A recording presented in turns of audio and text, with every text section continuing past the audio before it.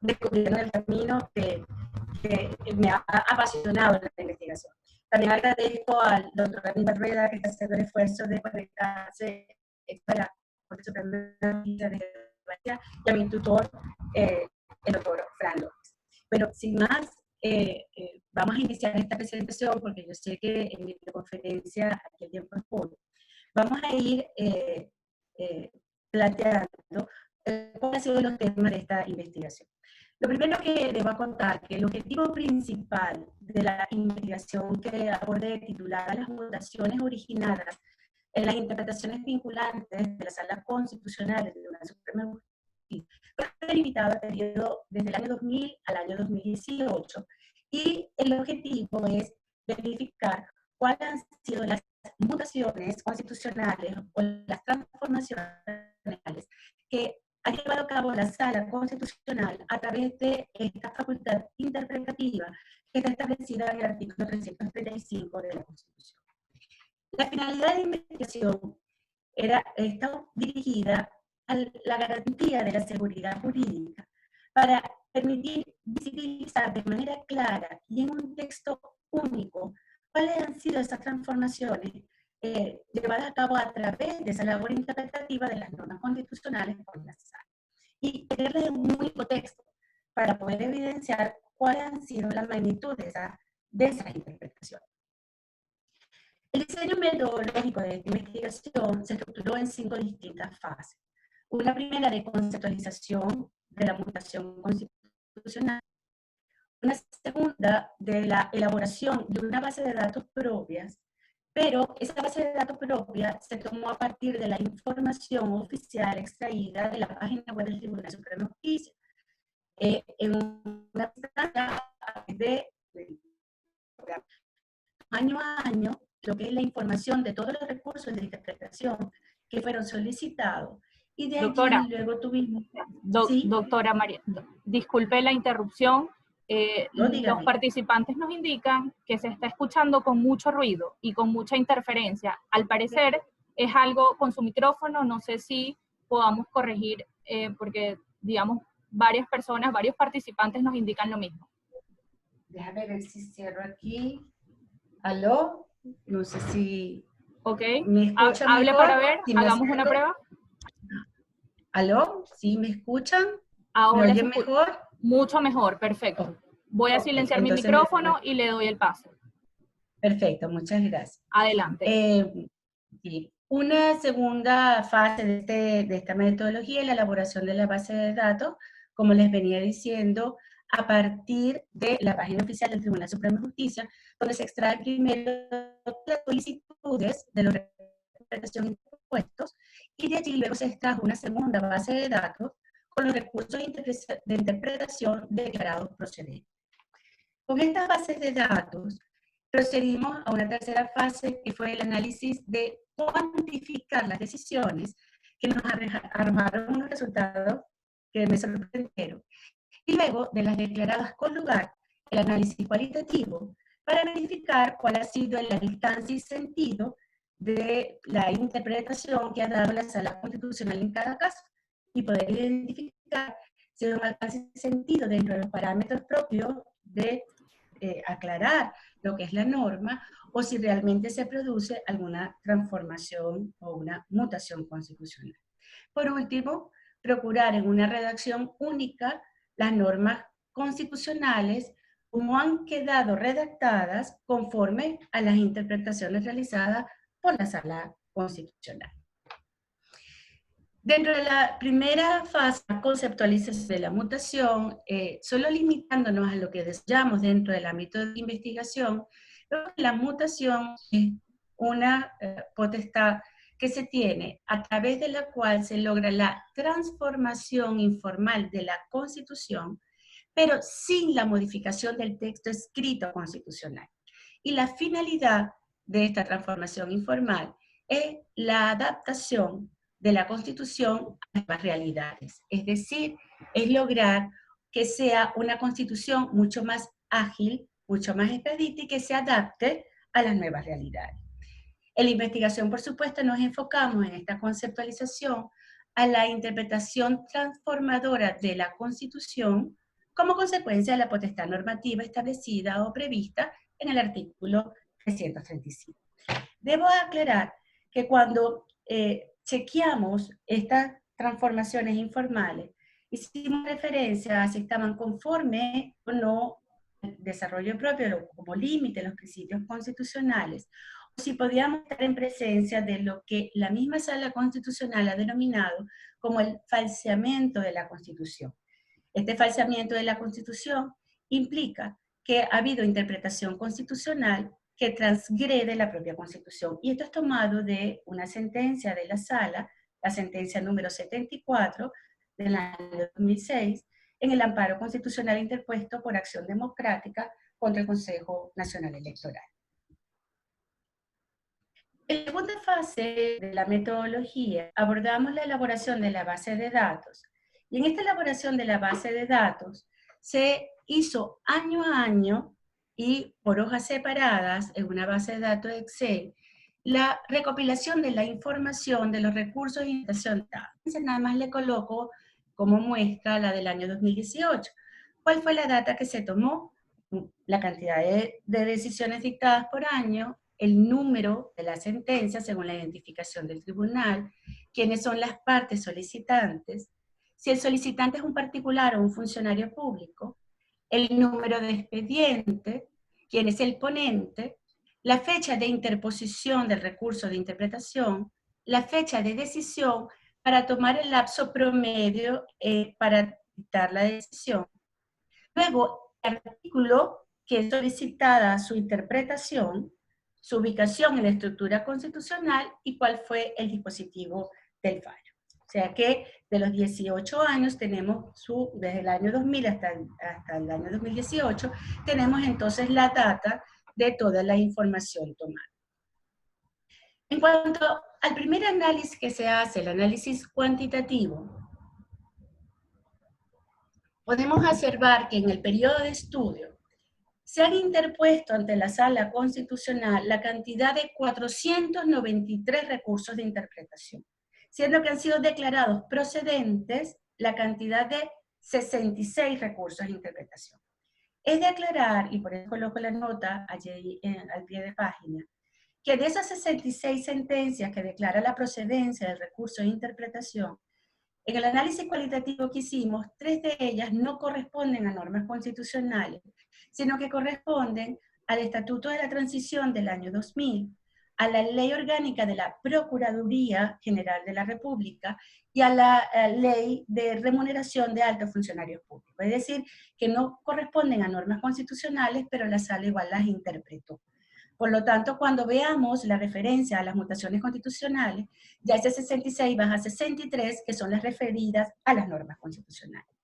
De las declaratorias de procedencia, lo declarado con lugar, se logra a través de esas 63 sentencias la interpretación de 74 normas constitucionales, de las cuales en 47 de ellas, según el análisis que hicimos, consideramos que es aclarar el entendimiento, la conceptualización de lo que está en la norma, como la previó el constituyentista.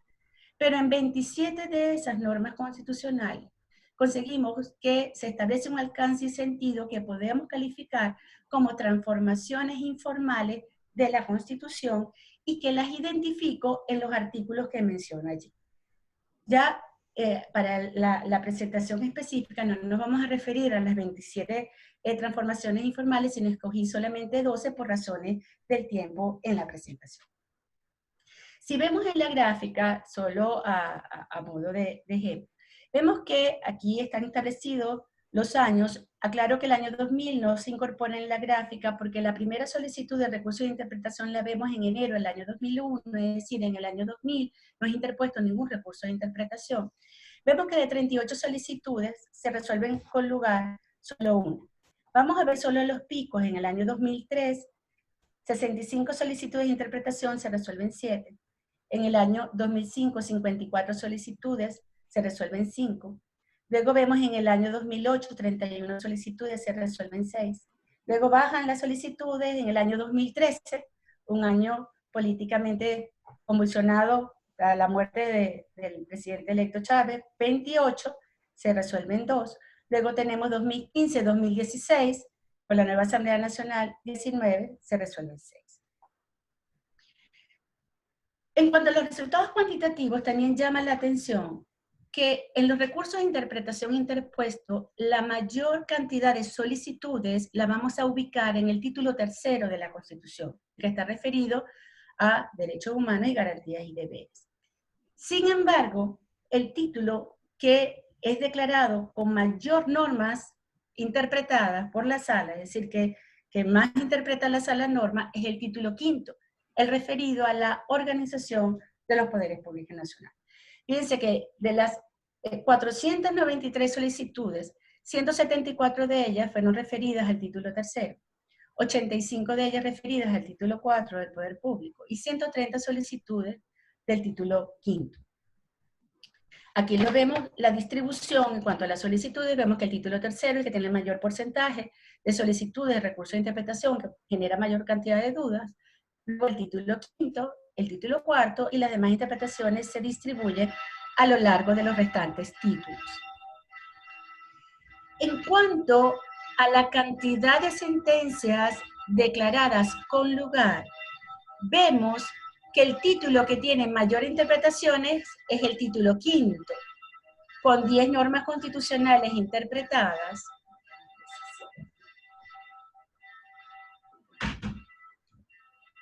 Luego el título 3 con 9 normas constitucionales interpretadas y luego en orden descendente. Aquí lo podemos ver mejor, a pesar de que el título 3 es el que tenía mayor solicitudes, el que tiene mayor declaratorias de interpretaciones declaradas con lugar es el título 5. En segundo lugar el título 3 y luego el título 4. Otro dato interesante que conseguimos es que dentro de la toma de datos identificamos quiénes solicitaban el recurso de interpretación, si era un ciudadano actuando de manera particular o si era en condición de funcionario público. ¿Qué encontramos allí? Que de los 493 recursos de interpretación interpuestos, 365, es decir, el 75% de ellos, fue interpuesto por particulares. Y 128 de ellos, el 25% restante, fue interpuesto por funcionarios públicos. Cuando vemos los declarados con lugar, es decir, los interpretados, vemos que a los particulares se le interpreta la cantidad de 32 decisiones. Si ustedes ven, en correlación al 66, es el 6.49%, o el 56, o el 50, casi el 50% de los interpretados. Y a los funcionarios públicos se les resuelve 34 recursos de interpretación, es decir, un 6%.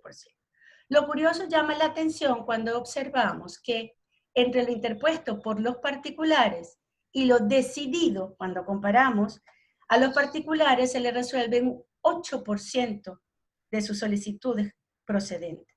En cambio, a los funcionarios públicos, de 128 solicitudes interpuestas, que se les resuelven 34, es un 26% de incidencia, es decir, 3 veces superior al de los particulares.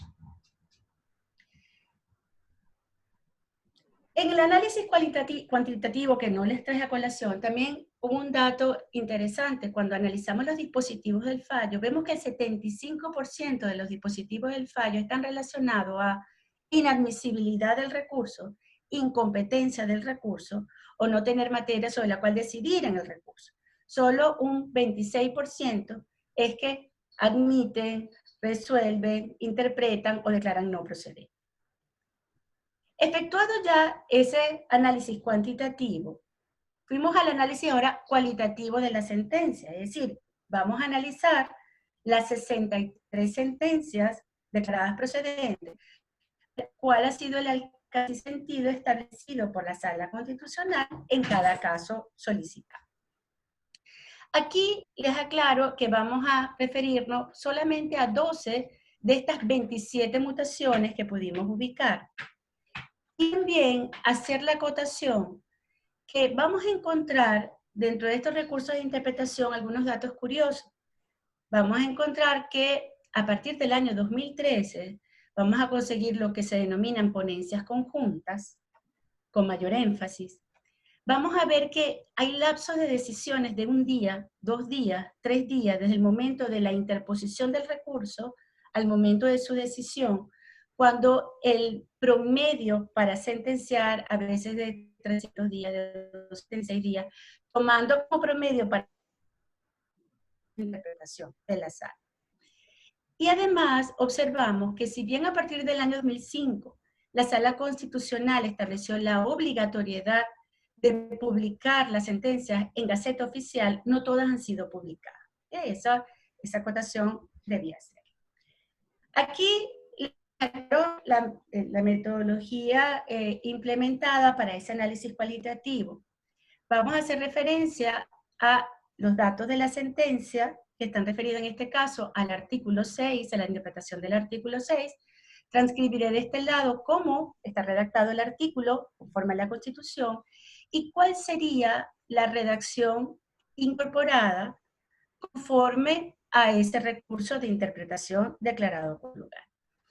Aquí vemos los datos de la decisión, y en rojo, porque esto fue colocado solo a los fines de esta presentación, cuáles son las decisiones políticas o las noticias que tienen la decisión dictada por la Sala Constitucional. Para empezar con esta primera sentencia, lo otro que aclaro es, las decisiones o el análisis de los artículos van en orden consecutivo de la Constitución y no por la fecha de su publicación. La consideré por razones metodológicas colocarla en orden consecutivo de los artículos, por eso es que vamos a ver publicaciones anteriores y posteriores en cada caso. En esta primera sentencia, la sentencia número 53, fecha de publicación 3 de febrero del año 2009, se solicita la interpretación del artículo 6 de la Constitución y se tardan 54 días en la decisión. En este caso, ¿qué establece la sala? Que ante la solicitud de interpretación sobre qué entiende la sala sobre la característica alternativa del gobierno, la sala indica que el principio de alternabilidad exige la posibilidad periódica del pueblo de escoger a sus mandatarios o representantes. Razón de hacer este recurso de interpretación. Si vemos, recuerden, para esta fecha 2009, había sido rechazada la reforma constitucional propuesta por el entonces presidente Chávez, y estaba proponiendo una enmienda constitucional para modificar el artículo 230 y eliminar la reelección por una única vez y permitir la reelección indefinida, que en definitiva la solicitó para el 15 de febrero del 2009. Fíjense, esta sentencia se publica el 3 de febrero del 2009, fecha en que solicita la enmienda constitucional, la inicia el 15 de febrero del 2009. En esta sentencia, la número 276, Gerardo Sánchez, alcalde del municipio de Guacara, por el PSUV, en una sentencia publicada el 24 de abril del 2014, se solicita la interpretación del artículo 68. Si vemos las fechas, acuérdense que las fechas estamos en plenas guarimbas en el año 2014. ¿Y qué establece la sala? La sala indica que ciertamente, conforme al artículo 68, los ciudadanos tienen derecho a manifestar pacíficamente y sin armas, previo agotamiento del procedimiento administrativo autorizatorio ante la primera autoridad civil de la jurisdicción correspondiente, sin lo cual no se permitirá la concentración, reunión pública, manifestación, y hay que indicar condiciones de modo y lugar en que se va a llevar a cabo esa manifestación.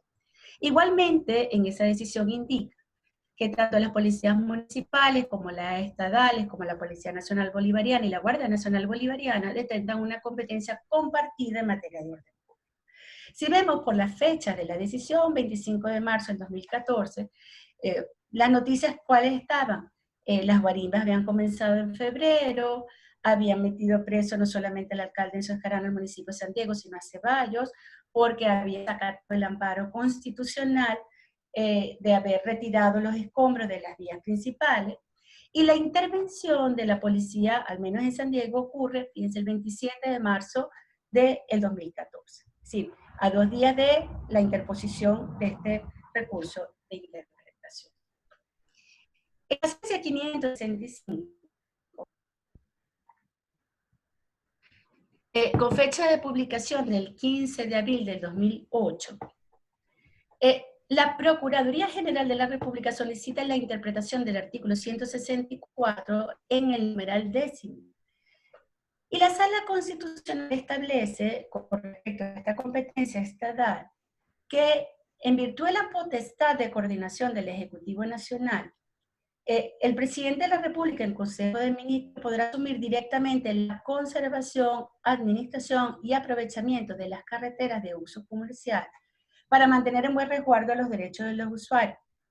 Y se faculta expresamente, en caso de que no se faculte expresamente algún órgano, queda la competencia residual a favor del Ejecutivo Nacional. Fíjense que esta sentencia es publicada el 15 de abril del 2008, y el 22 de marzo del 2009 salen noticias que el gobierno asume puertos y aeropuertos en Venezuela. Chávez anuncia que se elabora un plan de modernización de los puertos y aeropuertos. El presidente anuncia que el Ejecutivo asume con el apoyo de militares los principales puertos y aeropuertos del país, la mayoría de los cuales estaban en manos de gobernadores opositores que rechazaron la medida. Noticia del 20 de marzo del 2009. También recuerdo que con fundamento de esto hubo una reversión en cuanto a competencia de carretera, mantenimiento de carreteras y autopistas. Sentencia número 9, fecha de publicación, el 1 de marzo del 2016. Fíjense ya la fecha, la toma de posesión de la nueva Asamblea Nacional, 5 de enero del año 2016. El lapso de decisión de esta sentencia es 13 días continuos, ya vemos que bajan los lapsos de decisión. Interpretación del número tercero del artículo 187. ¿Qué señala la Sala Constitucional? Que si bien corresponde a la Asamblea Nacional ejercer funciones de control sobre el gobierno, esto me está tapando aquí, la cual ejerce con la coordinación con el vicepresidente ejecutivo para encauzar la pretensión del ejercicio del referido control y no sobre el resto de los poderes públicos, judicial, ciudadano y electoral. Y en ejercicio de esas labores de control, los parlamentarios deben ceñirse a la jurisdicción para evitar entorpecer el normal funcionamiento de los poderes públicos. Esa es una primera interpretación que hace sobre el artículo 187, es publicada en Gaceta Oficial. El sentencia número 6, de fecha 18 de enero del 2017, fíjense que la parte que interpone este recurso de interpretación es Nicolás Maduro. Solicita a la Sala Constitucional que interprete el artículo 187, pero ahora en el numeral 15. ¿Y qué establece la Sala? Que ciertamente le corresponde a la Asamblea Nacional acordar los honores del Panteón Nacional a venezolanos ilustres que han prestado servicios eminentes a la República después de 25 años. Delimitar la actuación del funcionamiento del Estado, los honores al Panteón Nacional a venezolanos ilustres que hayan prestado servicio eminente a la República, después de transcurridos 25 años, pueden ser acordados por el presidente de la República. Fíjense que esta sentencia se dicta dentro de un lapso de 2 días continuos del momento que le interpone el presidente Maduro, el 18 de enero del 2017. Y en las noticias que salen, en las noticias que se establece que se iba a proceder al traslado de los restos de Fabricio Ojeda hasta el Panteón Nacional el 23 de enero, es decir, a los 3 días de haber sido dictada esa decisión. En la sentencia 2007, fíjense que aquí es una ponencia conjunta, interpuesta por un grupo de electores del municipio de Baruta, solicita la interpretación del artículo 191 de la Constitución. Fecha de publicación el 31, es decir, en 4 días continuos dicta la decisión la Sala, vemos el promedio de este año 2014. ¿Y qué establece la Sala dentro de su interpretación? Que los diputados de la Asamblea Nacional no podrán aceptar o ejercer cargos públicos de forma permanente o alterna sin perder su investidura, salvo las actividades permitidas, académicas, accidentales o asistenciales. Cuando vemos la fecha de decisión, 31 de marzo del 2014, vemos que esto coincide con el caso de la diputada María Corina Machado para ese entonces por su participación ante la OEA el 21 de marzo del 2014. Fíjense la fecha de decisión, 31 de marzo, Fecha de interposición, 26 de marzo, se decide en 4 días y la participación de la diputada en la OEA fue el 21 de marzo del 2014, donde planteó la situación de violación de derechos humanos en lo de las guaridas. La sentencia número 2 del 9 de enero del 2013, de ponencia conjunta, en este caso, un particular solicita la interpretación del artículo 231 para precisamente verificar si tenía que juramentarse o no el presidente electo o reelecto ante la Asamblea Nacional. En el caso, la sala interpreta que en el caso de reelección existe una continuidad administrativa de los poderes públicos y la preservación de la voluntad popular, por lo que no es necesario una nueva toma de posesión mediante juramento ante la Asamblea Nacional en la condición de presidente reelecto, en virtud de no existir interrupción en el ejercicio del cargo. Esto, acuérdense, el presidente Chávez no pudo jurar formalmente porque ya estaba convaleciente producto de una operación en Cuba, como lo reportó aquí a 6 de enero de 2013, esta sentencia dictada 9 de enero del 2013, interpuesta en diciembre, decidida en 19 días bajo una ponencia conjunta. Sentencia número 3, interpuesta por Nicolás Maduro Moros, publicada el 11 de enero del 2017, un lapso de decisión de 5 días continuos, que solicita la interpretación del artículo 237, y la sala que establece que el presidente de la República, dada la imposibilidad de llevar a cabo el mensaje anual ante la Asamblea Nacional, que se encuentra en situación de desacato, establece que puede presentarlo ante el Tribunal Supremo de Justicia en transmisión conjunta de radio y televisión. Esa es la presentación de la memoria y cuenta, la hace efectivamente Nicolás Maduro el domingo 15 de enero del 2017, es decir, a los 4 días de la publicación de la sentencia, que fue decidida en un lapso de 5 días continuos.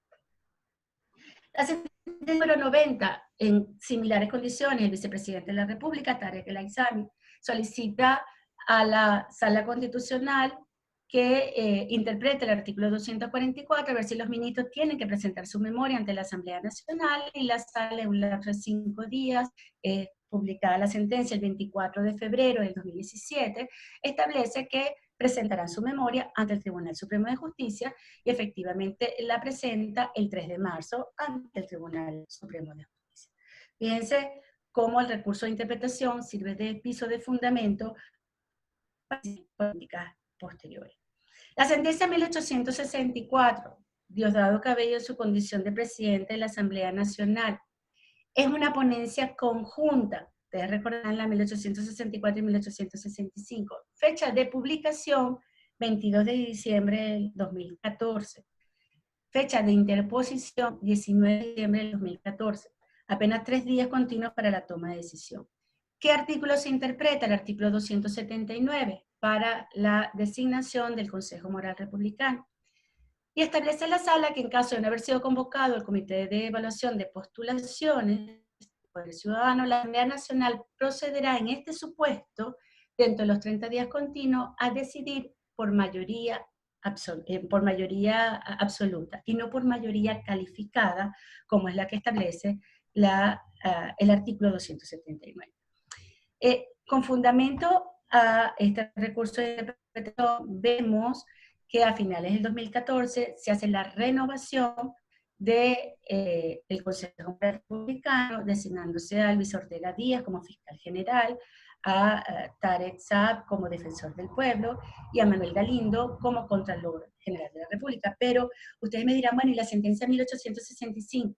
La 1865 no fue un recurso de interpretación, fue una declaratoria de omisión por parte de la Asamblea Nacional, o sea, declaratoria de omisión de la Sala Constitucional en la cual había incurrido la Asamblea Nacional con respecto a los rectores del Consejo Nacional Electoral del artículo, conformidad al artículo 296, que fue dictada, hecha el 26 de diciembre del 2014.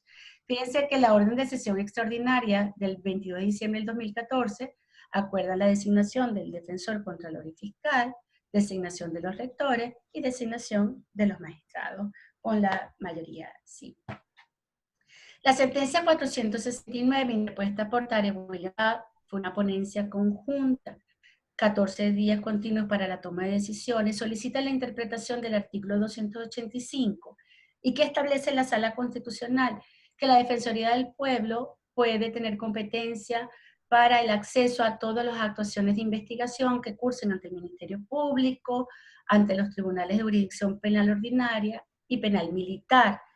En estos casos se le otorga esta competencia a la Defensoría del Pueblo para intervenir en este proceso. Cuando vemos las noticias de esta fecha interpuesta el 13 de junio, el 27 de junio, vemos que desde el 31 de marzo del 2017 la fiscal general había establecido había dado algunas declaraciones donde se desligaba del se indicaba que Luis Ortega había indicado que en dicha sentencia se evidencian varias violaciones de orden constitucional y de Estado consagrado en la Constitución, aunque el defensor del pueblo aseguró que la cesión de competencia no menoscababa la de la Fiscalía General. En la sentencia número 7, en una ponencia conjunta por la organización Un Consejo Comunal, la fecha de publicación es el 11 de febrero del 2016, a 9 días, se solicita la interpretación del artículo 339. Esto tiene relación al decreto de emergencia que presenta Maduro el 14 de enero del año 2015, que debía ser objeto de control político por parte de la Asamblea Nacional. ¿Y qué es lo que establece el Constitucional? Que el ejercicio del control político por parte de la Asamblea Nacional no afecta la legitimidad, validez, vigencia y eficacia jurídica de esos decretos de excepción. Vemos que a este respecto, sobre el artículo 7, Bruder Caría, en Opus Magna Constitucional, hace un análisis de esta decisión y hace referencia a que el control político de la Asamblea sobre los decretos que declaran estado de excepción no afecta la legitimidad, validez y eficacia jurídica de los mismos, que es la interpretación que hace la Sala Constitucional en esta decisión número 7. Y en noticia hace la referencia que el decreto de excepción entra en vigencia independientemente del control, es decir, queda prácticamente exceptuado del control político de la Asamblea Nacional. La sentencia número 49, fecha de publicación el 3 de febrero del 2009, tiene un lapso de decisión razonable, se solicita la interpretación del artículo 345. ¿Por qué se solicita esta interpretación por un particular? Porque el presidente Chávez está solicitando una enmienda constitucional sobre un contenido para garantizar la reelección indefinida que ya había sido rechazado en la reforma constitucional. Cuando fue a referéndum había sido rechazado. Entonces, se le solicita la interpretación a la Sala Constitucional sobre el artículo 345 para ver si él podía volver a solicitar, esta vez a través de enmienda, que se considerara la reelección indefinida. En el caso que dice la Sala, que si bien es cierto que el artículo 345 establece que no puede presentarse de nuevo en un mismo periodo constitucional, pero como se trata de un procedimiento distinto, entonces es admisible. O sea, no importa que el contenido sea el mismo, pero el procedimiento es distinto. El anterior era una reforma constitucional, en este caso es una enmienda constitucional, y por lo tanto podía admitirse. En este caso, el magistrado Pedro Rondón Haas, que no sé si pudo acompañarme, me dijo que iba a tratar de incorporarse, salvó su voto al respecto, indicando que la posibilidad de la reelección sucesiva continua no podía volver a someterse a consulta de que ya había manifestado su voluntad respecto de política. La sentencia número 378 es una ponencia conjunta, 31 de mayo del 2017, y estamos llegando al final de las que íbamos a considerar.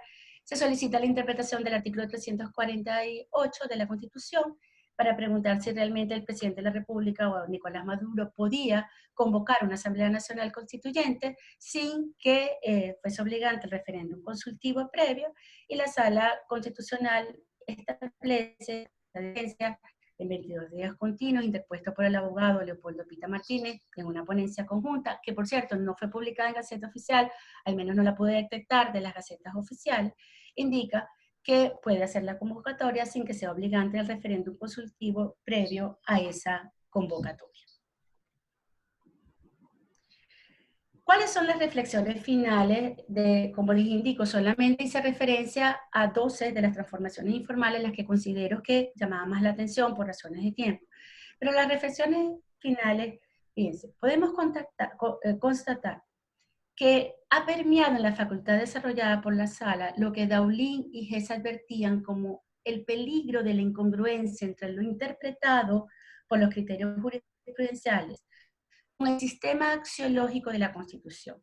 Al haberse causado en las mutaciones identificadas, y con mayor énfasis a partir del año 2013, la vulneración a principios y valores fundamentales, que son los límites naturales de esta facultad interpretativa. Los límites de la actividad interpretativa han sido transgredidos por los magistrados de la sala en las mutaciones identificadas, precisamente por aquellos designados por la Constitución como garantes de esa supremacía constitucional. Ante este resultado, pudiéramos indicar que los recursos de interpretación han condicionado, modificado y falseado en los términos de la propia sentencia de la Sala Constitucional, el número 74 del año 2006, en algunos casos, claro, no en la totalidad, sino en algunos casos, la normatividad constitucional venezolana, con la consecuente vulneración del sistema axiológico del marco regulatorio fundamental que orienta la construcción de nuestra ciudadanía. Queda así, pues, en suspenso, ¿quién vigila a nuestros vigilantes? Temiéndose la consecuencia que en una oportunidad Lowenstein pudo advertir bajo la Constitución Imperial de Weimar, que se desarrolle una enmienda silenciosa cuyo resultado es la alteración de la Constitución de tal medida que ni los expertos podían afirmar si los preceptos eran ley positiva, con la perniciosa práctica de hacer excepciones a la norma constitucional por razones políticas. Lo que en aquel entonces se llamó la perforación de la Constitución, lo que por supuesto minó la confianza pública en el proceso constitucional y por ende mina lo que es la seguridad jurídica, que es lo que nos está ocurriendo actualmente. Genera muchísima inseguridad. Con la investigación que puedo concluir, bueno, fuera de lo que es el análisis más científico, que realmente la faz de esta autocracia hegemónica, como diría John Magdaleno, la que da soporte a esta autocracia hegemónica es la Sala Constitucional. Les da piso a todas esas decisiones políticas. Gracias por su atención. Quedo entonces atenta a las preguntas que quieran hacer. Gracias, doctora Conchita, por su participación. Las personas, como les indicamos al principio de este webinar, las personas que quieran hacer uso de la herramienta de levantar la mano para cederles el uso del micrófono, adelante pueden hacerlo. De igual forma, las personas que quieran plantear su pregunta de manera escrita por la herramienta de chat de grupo también.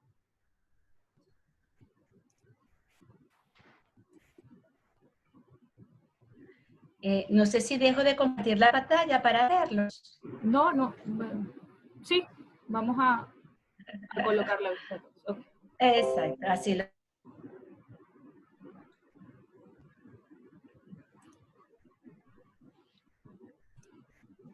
Loriana. Adelante.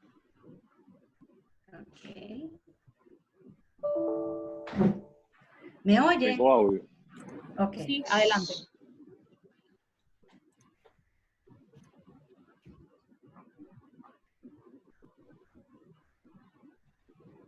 No tenemos preguntas, Loriana. Tenemos algunos mensajes en caso de que mientras llegan las preguntas, vamos a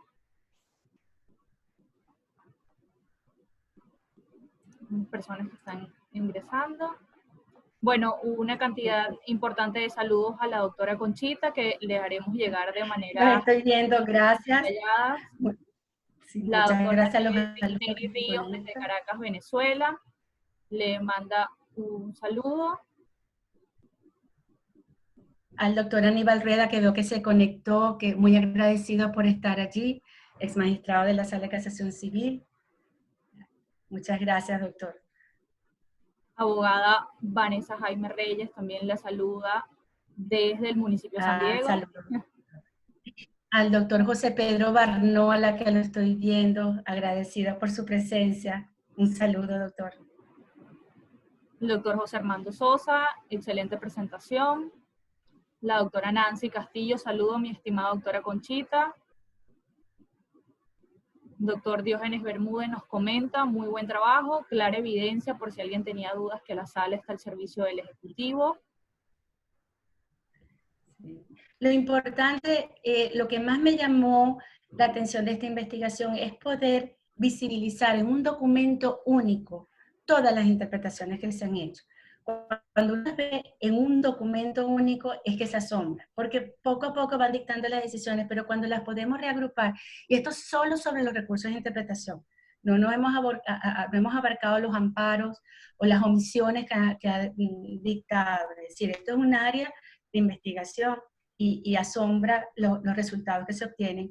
Y bueno, por supuesto que queda la orden, una vez que haga la presentación, la totalidad de las mutaciones que se han presentado, porque de las 27 que ubiqué, solo les presenté 12. Faltan algunas otras sobre esos artículos. Desde luego. Por acá nos solicita el derecho a palabra el doctor Douglas Cartaya. Vamos a activar su micrófono. Buenas tardes, ¿se me oye? Sí, adelante, sí, buenas tardes. Buenas tardes, saludo a la profesora Conchita, ¿cómo está el doctor Cartaya? Encantada. Una preguntita que siempre he hecho, porque inclusive algunos espacios, cuando hablamos en materia de políticas públicas, ¿no? A nivel universitario, evidentemente la base es la Constitución. Establecemos entonces la mutación como transformaciones violentas versus las transformaciones que son procesos normales evolutivos en todos los procesos que deben darse. Ahora bien, la legalidad final, porque ahí está la duda, ahí está tal vez el meollo de la cosa, ¿no? La legalidad de esa mutación, porque usted aclaró al principio en sus escritos, que no había la reforma ni de la Carta Constitucional, es decir, está vigente. Lo que modifican de forma violenta son sus artículos que son acomodados en función a sus necesidades, más no una necesidad colectiva como lo plasma la seguridad jurídica de la Constitución. Entonces la pregunta base es, la legalidad real de esas mutaciones como proceso, ¿en qué momento pierden la vigencia con esta plataforma tan difícil y tan imprecisa en el aspecto legal venezolano? Sí, Douglas, muchas gracias por tu pregunta, un saludo. Ciertamente hay que hacer algunas aclaratorias. La mutación constitucional es una figura jurídica que se utiliza para la adaptación de una norma que no es fácil reformar en el tiempo. Nuestra Constitución tiene unos procedimientos de reforma, tenemos la enmienda, la reforma constitucional o la Asamblea Nacional Constituyente, pero a través de las interpretaciones, conforme a lo previsto en el artículo 335 de la Constitución, se prevé la posibilidad de ir adaptando esa norma constitucional a las nuevas realidades, de manera de que la Constitución se adapte de manera ágil y no se me convierta en un instrumento normativo obsoleto y me mantenga mi continuidad de Estado de Derecho. Es decir, lo primero que debo aclarar es que la mutación constitucional no es nada malo. La mutación constitucional es una figura jurídica válida, se utiliza en la gran mayoría de los países como un mecanismo de adaptación de la Constitución a nuestras nuevas realidades. ¿Qué es lo que sí debe tener esta mutación constitucional? Que los alcances y sentidos que se establezcan a través de la facultad, como es el caso que está establecido en nuestra Constitución, que el artículo 335 le da esa competencia a la Sala Constitucional de interpretar las normas. El límite propio de esa interpretación son los principios y la propia Constitución. Es decir, usted debe establecer el alcance y sentido de la norma con fundamento a los principios que rigen la Constitución, el Estado de Derecho, la separación de los poderes y los principios que inspiran a la Constitución. ¿Qué ha dicho la propia Sala Constitucional en una sentencia, la número 74 que les referí en la presentación, en el año 2006, en el caso de un amparo interpuesto por Acción Democrática contra el Consejo Nacional Electoral? Que la Sala no podía interpretar transgrediendo los principios constitucionales, y que si eso ocurría, lo que se estaba evidenciando era un falseamiento de la Constitución. Claro, usted me va a decir, en alguno de estos casos, si nosotros detectamos que hay una transgresión de los límites constitucionales, yo debería poder acogerme al criterio jurisprudencial de la Sala y decir, epa, hay una transgresión a la Constitución y por lo tanto es un falseamiento. Pero usted me va a decir, ¿y quién me lo va a declarar? La Sala Constitucional. Pero tenemos que hacer la advertencia, tenemos que dejarlo evidenciado. Cualquiera que vea de esta manera cómo a través de los recursos de interpretación me han modificado, me han transformado la norma, podemos evidenciar que está fuera de los límites de los principios democráticos de Estado de Derecho, de los principios de separación de poderes, del modelo republicano que inspira nuestra Constitución. No sé si te doy respuesta, Douglas, a tu inquietud. Gracias. Sí, perfecto, perfecto. Soy, gracias por su respuesta muy asertiva. Feliz tarde. En el mismo sentido de la pregunta anterior, la doctora Nancy Castillo pregunta, ¿una enmienda silenciosa, cuál sería la consecuencia? Doctora Molina. ¿Cómo? Dice, ¿una enmienda? Una enmienda silenciosa, ¿cuál sería la consecuencia? Bueno, ¿qué ocurre con, algunos lo llaman enmienda silenciosa, otros la llaman transformaciones informales? Hay unos parámetros de seguridad jurídica, es decir, yo debo publicarlo en Gaceta Oficial, y las mutaciones dentro de los límites permitidos que deberían establecer los alcances y sentidos de la norma. Fíjense que hay algunas mutaciones, sobre todo entre el año 2001 y 2007, vamos a conseguir algunas transformaciones constitucionales, porque claro, la norma no puede prever todos los supuestos que ocurren en la realidad, pero que están fundamentados en principios constitucionales. Es decir, es una enmienda silenciosa, como dice la doctora Nancy, pero que está fundamentada en principios constitucionales. Recientemente, ayer, aquí en España estaban celebrando los 40 años de la Constitución española y de la Constitución del Tribunal Constitucional Español. Y uno de los argumentos que explanaba tanto el presidente de la sala como los oradores que estuvieron allí presentes es la interpretación que ha hecho la Sala Constitucional en España en pro del Estado de Derecho, del Estado de Justicia y Social de Derecho. Entonces, no todas las mutaciones o no todas esas enmiendas silenciosas van a afectar. Hay algunas que aclaran y adaptan la norma constitucional a las nuevas realidades. Que no se las traje todas. Claro, si vemos algunas, van a ver, en unos casos sí, en otros casos. Gracias, doctora Conchita. Bueno, quiero hacer lectura, esto no es una pregunta, pero es un mensaje de nuestro presidente honorario, el doctor Román Duque Corredor, y pues me gustaría leérselo. Dice, expreso mi agradecimiento a la diputada Molino por haber prestigiado nuestro instituto con su excelente presentación, conferencia ilustrativa y determinante sobre la manipulación de la jurisdicción constitucional que confirma su ilegítima función. Es un mensaje del doctor Duque Corredor, a quien pues le agradecemos un honor que nos haya acompañado el día de hoy. No, y gracias, doctor Duque, por su deferencia de haberme invitado. Es verdad, un honor estar aquí y más en este instituto que lleva con todo honor su nombre. Muchas gracias, muchas gracias. La doctora Teresa Borges, salud, excelente exposición, felicitaciones. También tenemos un comentario de la doctora Tamara Adrián, me permito leerlo, creo que todavía Saludos, nos acompaña en sala.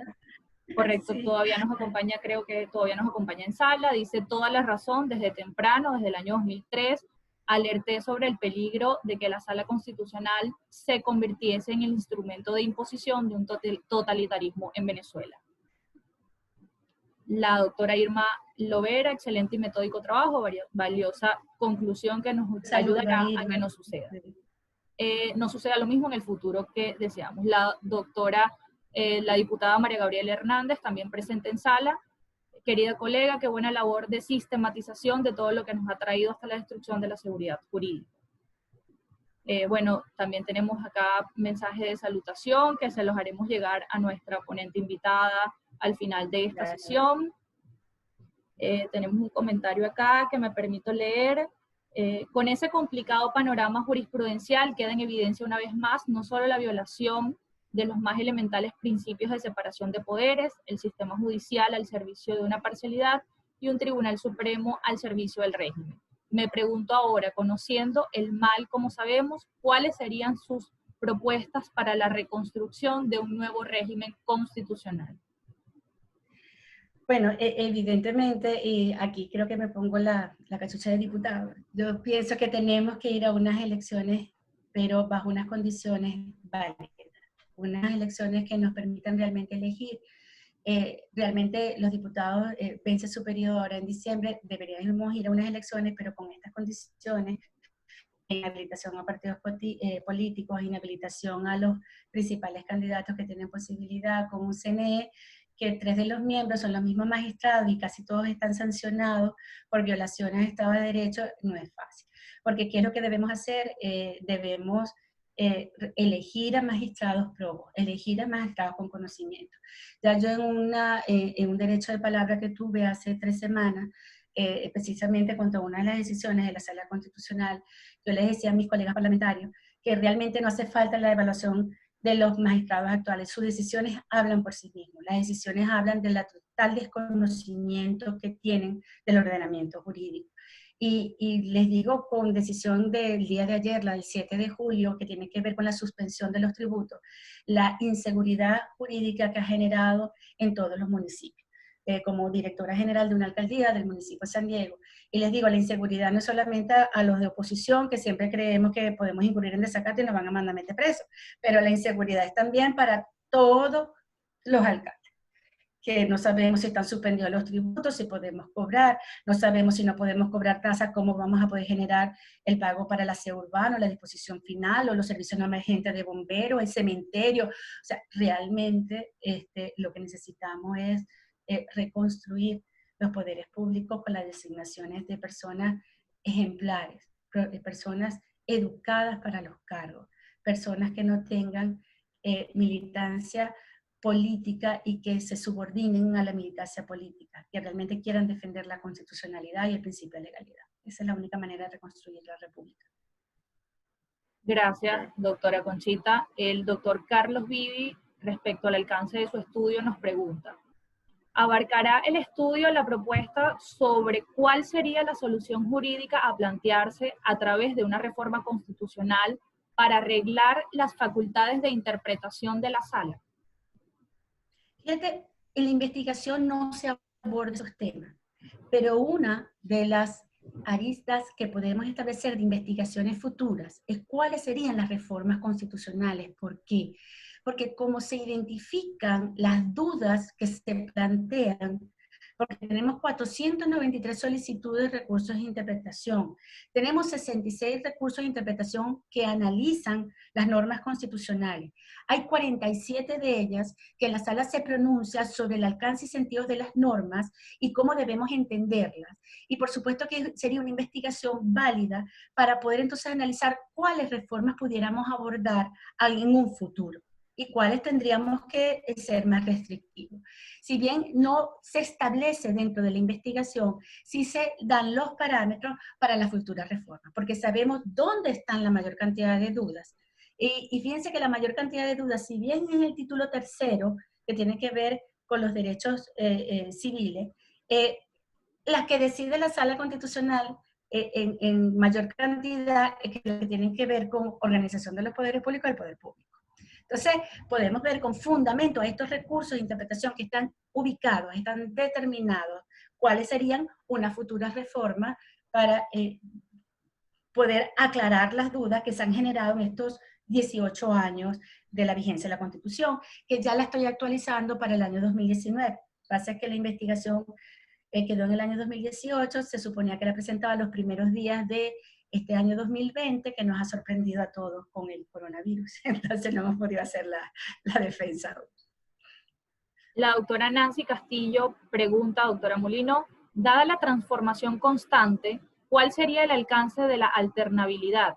¿Quién o quiénes garantizan los derechos ciudadanos frente a una contienda electoral? Bueno, lo que pasa es que si me está preguntando concretamente sobre la alternabilidad, como la interpretó la Sala Constitucional, me está diciendo es que hay libertad total para que los pueblos elijan a sus gobernantes. Es decir, claro, yo no estoy de acuerdo con eso. Hay un estudio comparado que hice con la oportunidad de la maestría de Ciencias Políticas, donde en los años 90 casi todas las constituciones de América Latina trataron de proveer hacia la reelección inmediata o reelección a futuro, permitir a los presidentes, y luego a partir del año 2000 se han ido retrotrayendo en esas facultades de reelección y han tratado más bien de eliminarlas en la Constitución. Yo creo que no solamente es analizar la característica de alternabilidad que interpretó la Sala, sino también revisar esa enmienda constitucional que a todas luces pareciera inconstitucional de origen, porque era someter nuevamente el contenido a algo que ya había sido rechazado por la mayoría, aunque después fue aprobada pues, en referendo. Pero yo creo que vamos a revertir esa reelección para garantizar esa alternabilidad. Y otro detalle que en cuanto a la reelección, en algunos países comparados que hice el estudio de ciencias políticas, cuando se permite la reelección, eso va de la mano con una norma que regula las normas de campaña electoral. Por ejemplo, si usted va a la reelección y usted es presidente de la República, usted no puede, entre los 6 meses antes de la elección, inaugurar obras, presentar nuevos programas de gobierno, establecer algunas dádivas a los ciudadanos, utilizar las cadenas presidenciales, porque tratan de equiparar al presidente al mismo nivel de los candidatos. ¿Cuál era el agravante que teníamos en Venezuela? Que fuimos a la reelección indefinida y no teníamos la normativa sobre la restricción o las campañas electorales, cómo se iban a plantear. Que en casi todos los países de América Latina, cuando se hacía el estudio de reelección, tenían de la mano esas normas que restringían un poco la campaña electoral, de manera que el presidente, claro, nunca iba hasta las mismas condiciones que los otros candidatos, pero sí que bajar un poco para permitir que la gente pudiera escoger y visibilizar a los otros candidatos, distintos al presidente y la obra presidencial. Gracias, doctora Molino. Vamos finalizando por temas de tiempo.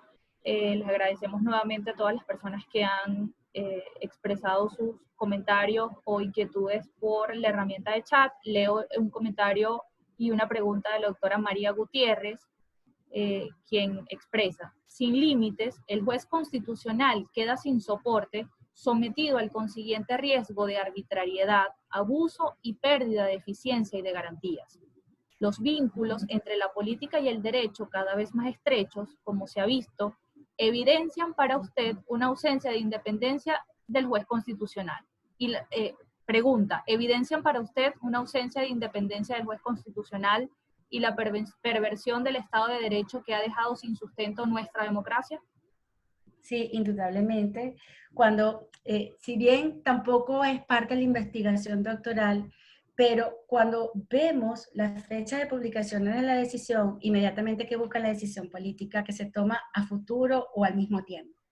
Entonces, evidentemente lo que usted está diciendo, doctora, hay una falta de independencia de los jueces y más principalmente nuestros jueces constitucionales, que son los que interpretan nuestra norma fundamental. Entonces, están plegados a las decisiones del Poder Ejecutivo. Y ya no es algo que podamos decir, no, es que no hay independencia, están plegados. Es que ya hay hechos. Ya en el análisis de las decisiones es evidente que es el apoyo jurídico para futuras toma de decisiones políticas en gran mayoría de los casos y con mayor énfasis, insisto, aunque a veces no nos gusta mucho, a partir del 2013. Con mayor énfasis en el 2013. Sí, ya desde el 2009 se veía, pero hay mayor énfasis en el 2013, en adelante. Y con mayor incidencia después del 2016, por la Asamblea Nacional totalmente de oposición al oficialismo.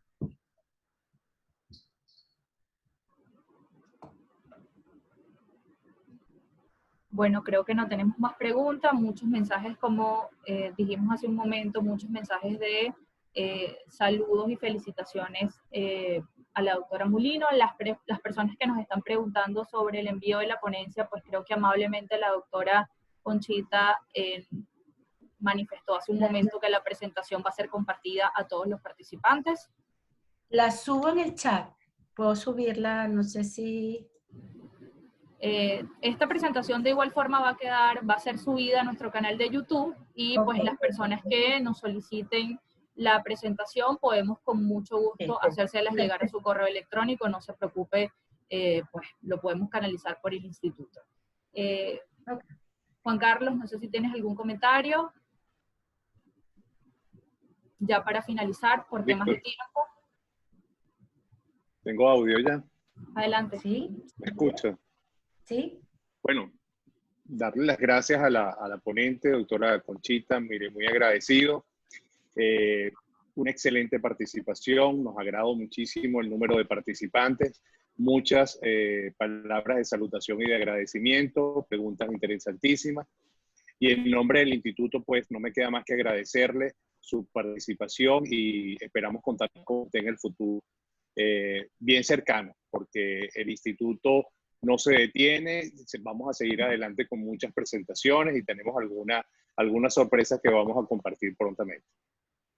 Buenas tardes a todos los participantes y espero que hayan disfrutado. Sí, muchas gracias por esta invitación. Saludo a los alumnos del 10º semestre de LUCAP Guayana, que ayer me escucharon una clase en casación sobre los hechos.